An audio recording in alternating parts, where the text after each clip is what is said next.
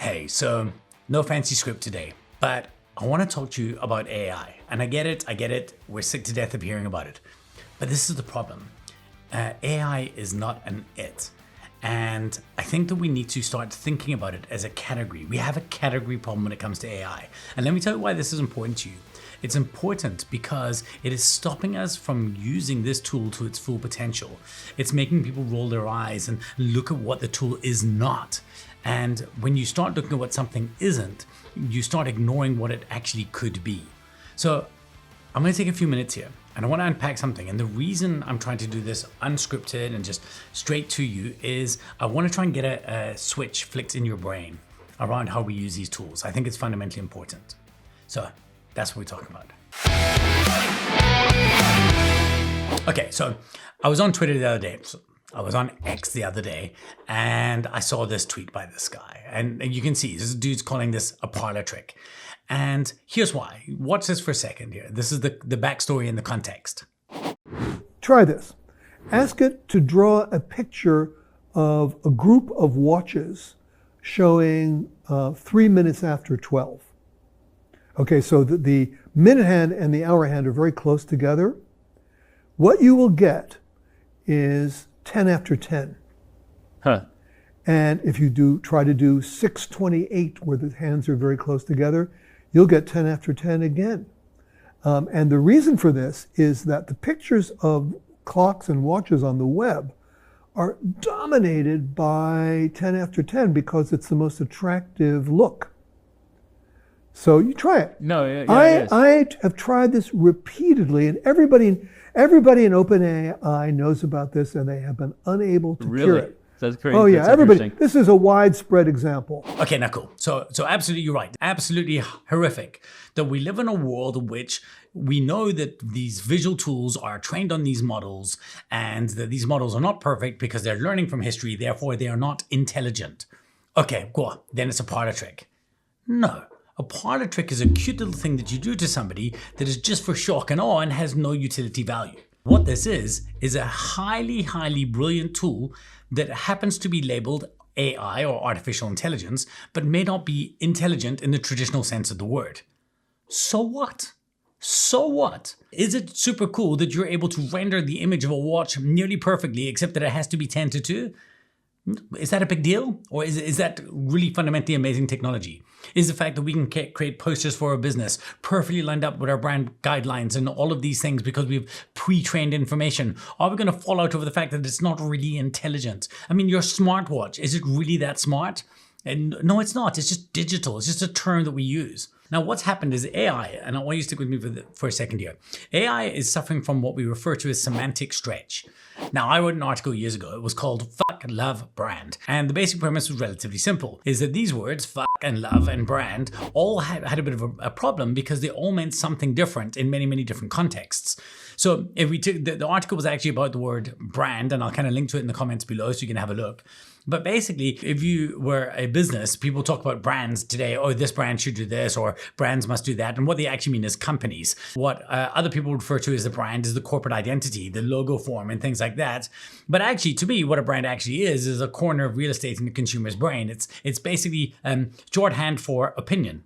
And what is the opinion of this organization in other people's minds? There is no brand. It should be brands, because every single organization in the world has the amount of brands equal to the amount of people who know that they exist, because their brand always exists at an individual level. So a brand is owned by me, the viewer, not you, the owner. If you think that I'm a complete asshole, my brand to you is asshole. I don't get to control that. I can only try and change your opinion as well as I can. Right? So the term brand is actually quite useless because the term brand means different things in different contexts. So we need other words like corporate identity and things like this to treat this properly. And in fact, I get very, very upset when people talk about, or frustrated when people talk about a company by saying, but the missing link brand. No, we don't need that. If you know you're talking about missing link, just say, but missing link. There is no separation between missing link and the missing link brand. Missing Link is just the entity, and the brand of Missing Link is your opinion of it. That's it. There is nothing else that is a brand. Okay, now let's bring this back to AI. Hold on, one more example, because I think it's important.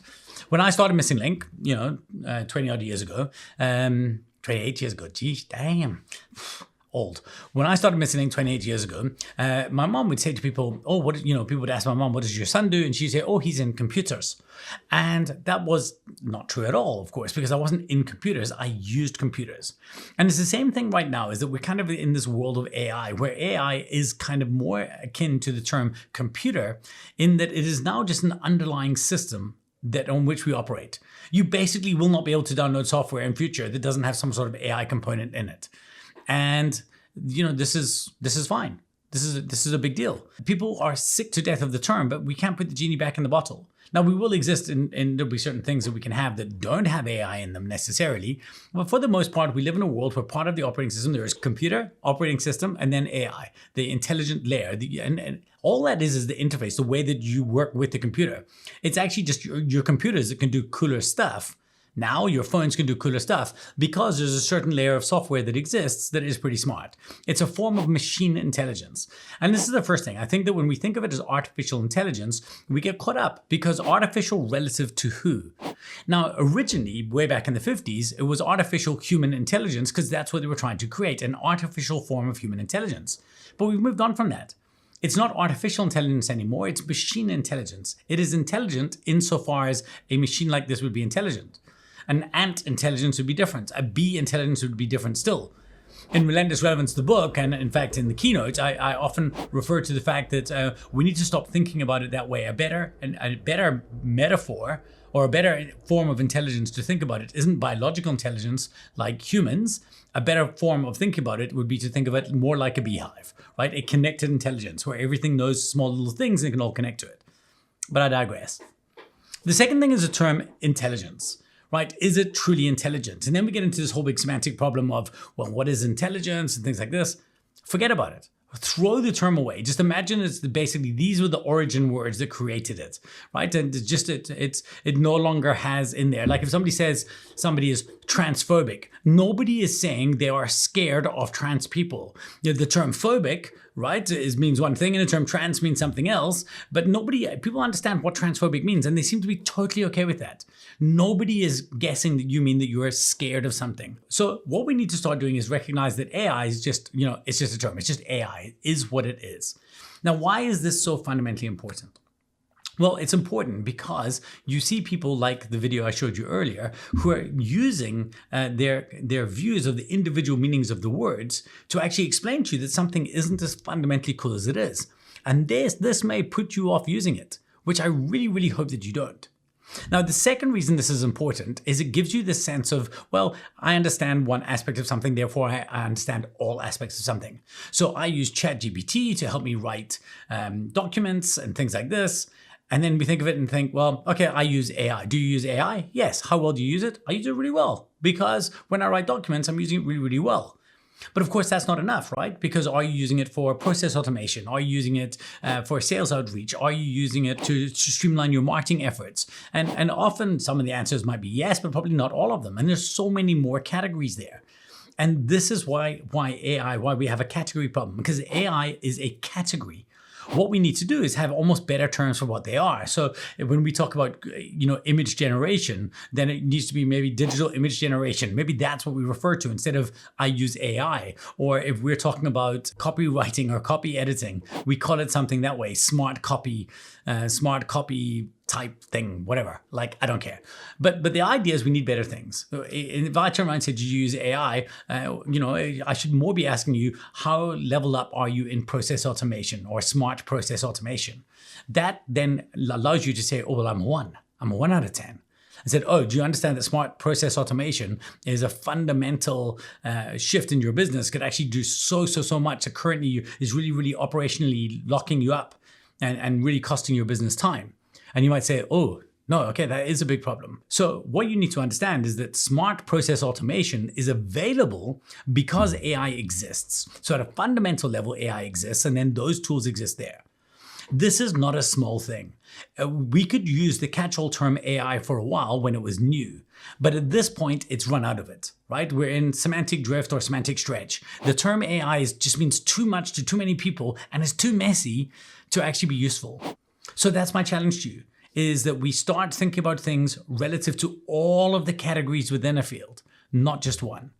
It's really, really important because the moment you start doing that, the knowledge gaps appear bigger.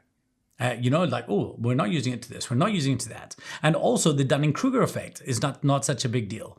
I spoke about Dunning-Kruger effect last week, but the Dunning-Kruger effect where, you think you're better at driving than the average, but of course everybody thinks that and that can't be true, that's deeply problematic. 50% of every single person in the world is below the world's average at everything, right? That's how averages work. And so if you think you're better at something because you know really, really well about one thing, then you will ignore everything else. And you'll ignore those at your peril. Because the most interesting thing that AI will bring to your business and to yourself is not the fact that it can help you do cool little quirky things using copywriting and image generation. It's because it can actually change the fundamental underlying operating system of your company. It is important that we recognize how little bit down the line we are in that, how empty our tank is in terms of the potential that can offer. So that's it. I just want to try and let you understand that AI is not a thing. AI is a category of things. And when you score your AI level inside your business, you need to be thinking about that. Now, if you're not sure of how to do that, that's literally what Too Many Robots does. Please go check out toomanyrobots.wtf and have a look at what we can do and how we can help you do that. We exist to try and help organizations look at their businesses and say, how can we use these smart tools, this foundation of AI, to allow us to do the business things that matter to us in a more efficient and better way, freeing up our people to do smarter, cooler work, and in fact, in some cases, being able to do certain things with less people. I know this is an inconvenient truth, but it is the truth. Anyway, that's it. It was a long one, I would imagine. Quite a bit of effort for you to work through, but I really wanted you to get this thinking. I wanted to land this idea with you. It's important, and how we start changing the way we think about it will equate to the output we get. So until next time, stay relevant.